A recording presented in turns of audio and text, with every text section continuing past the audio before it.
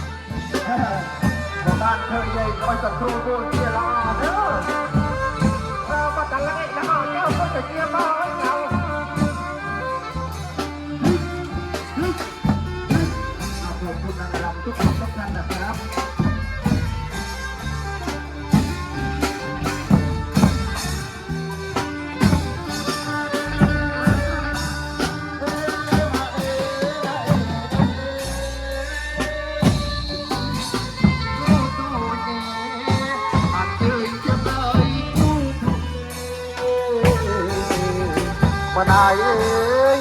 อันเจ็บก็นายว่าครูดกับครูเลยดูคุณยงดูตลกน้ำด้วยกระนองนายโอนาไทย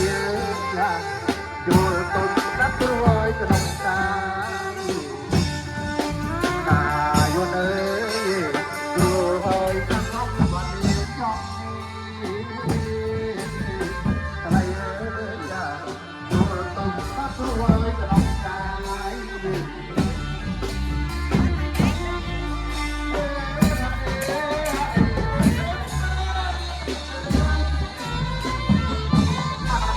ตัวเลยก็มาเที่ยวกันเลยมานายเอ้ยไม่รู้เลยต้องเจอเจอ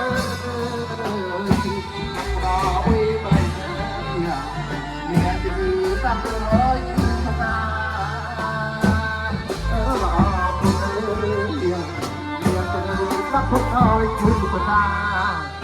บอกบ้านเทยาให้คอยตามกับชื่อมาเลย บอลเราได้แล้ว